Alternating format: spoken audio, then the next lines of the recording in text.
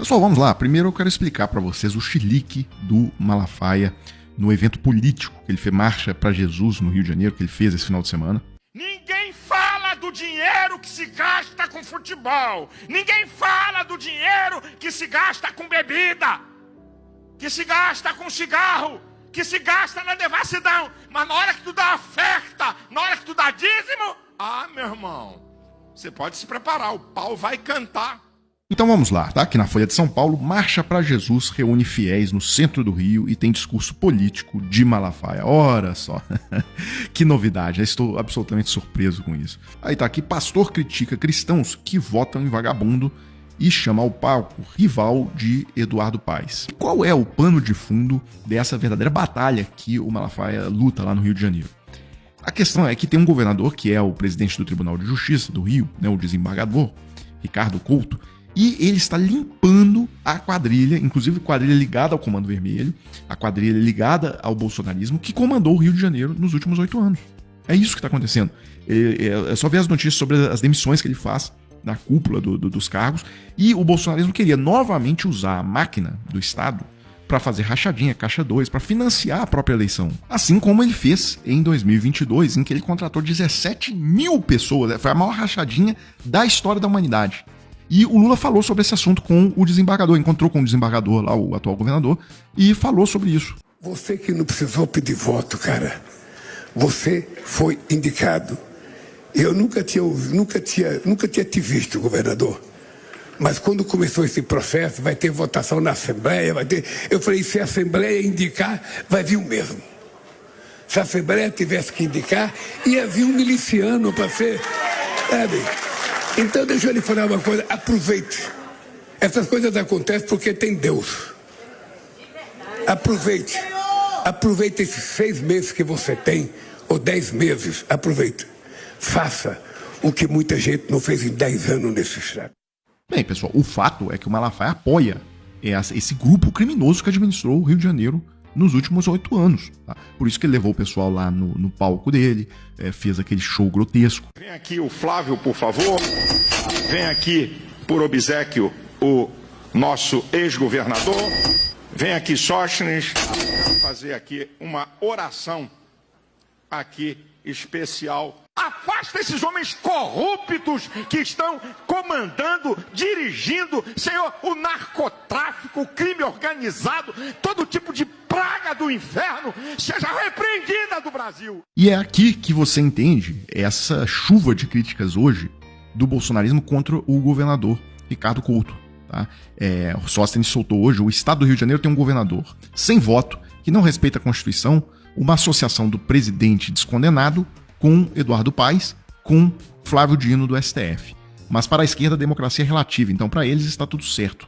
O nome disso é um só, golpe. Pessoal, não tem nada disso, tá? Para começo de conversa, o governador, que ganhou roubado as eleições de 2022, segundo o próprio TSE, ele renunciou agora, em abril.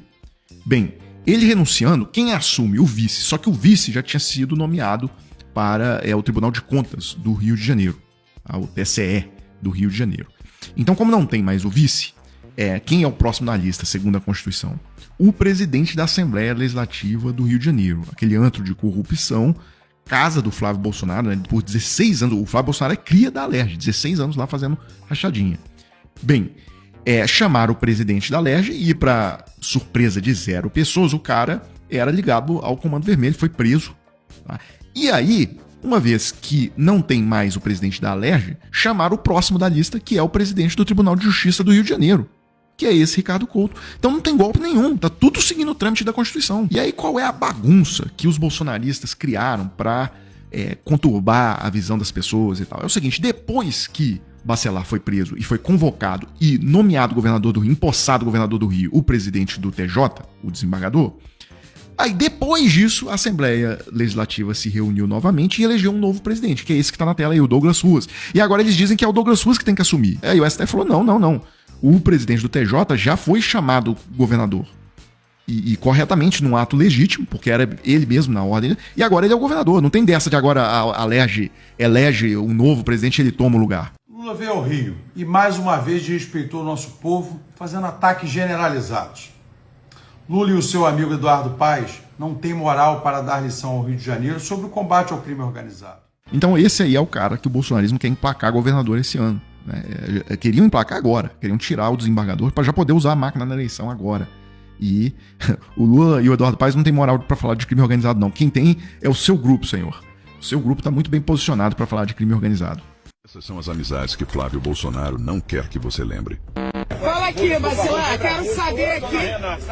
Eu quero saber essa resenha aqui. É um almoço entre amigos num lugar bonito. Pela segunda vez, a Polícia Federal prendeu o ex-presidente da Assembleia Legislativa, Rodrigo Bacelar, do União Brasil. Ele é suspeito de vazar informações sigilosas da polícia para o Comando Vermelho.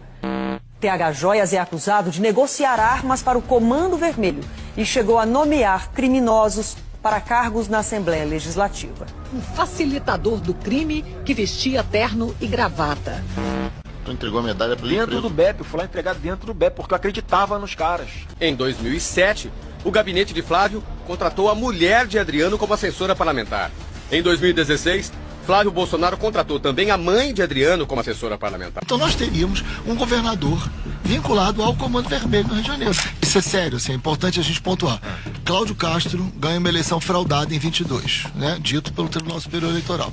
Né? Tá caçado, inelegível, enfim, por enquanto solto. Passa o tempo. E qual era a lógica dele? Ele sai do governo e o presidente da Assembleia Legislativa assume o governo, o presidente da Assembleia Legislativa chamado Bacelar.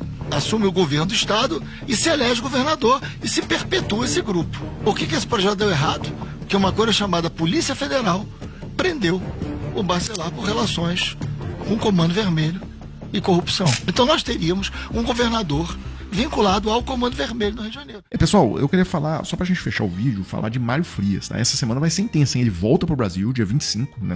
Pelo menos ele disse que voltaria dia 25.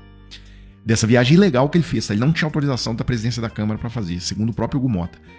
Ele volta e o Flávio Dino está na cola dele. E sai notícia de que boletos e piques de ex-funcionário indicam rachadinha no gabinete dele. Parte do salário de ex-assessora na Câmara teria sido usada para pagar até fatura de cartão de crédito da mulher do Mário Frias. E é claro que tudo vai se misturar, pessoal. Aí mistura a emenda parlamentar que ele mandou para aquela ONG da Carina Gama, e mistura a fraude de 108 milhões de reais da Carina Gama com a Prefeitura de São Paulo, do bolsonarista Ricardo Nunes. Isso aqui é uma avalanche, tá? E tem mais uma coisa. O Mário Frias foi perguntado quanto que custou o filme, afinal falou 12 milhões. Não ficou claro se era de dólares ou de reais. Deputado, esse valor do Daniel Vorcaro corresponde a quanto em porcentagem investido no filme? Leandro, a gente gastou isso que eu te falei, entre 12 e 13 milhões. Eu não sei te precisar exatamente quanto. Bem, vamos lá. Lembrem lá do áudio. O Flávio pediu 184 milhões pro Vorcaro. Se ele gastou 12 milhões, ele mesmo disse que gastou 12 milhões no filme, mesmo que seja de dólares, tá, pessoal? Se fosse de dólares, aí seria 60 milhões de reais. Tá? Mas mesmo se for, então, 60... Por que ele pediu 184 pro Vorcaro? Isso só reforça a desconfiança de que, na verdade, eles roubaram o dinheiro do Vorcaro, tá? Para bancar a estadia do Eduardo Bolsonaro nos Estados Unidos e muito mais. Na verdade, é para fazer um fundo milionário nos Estados Unidos, que é o pé de meia da família agora, tá? Eles são multimilionários em dólar lá nos Estados Unidos agora, tá? Então, vamos ver os próximos capítulos dessa novela aí essa semana.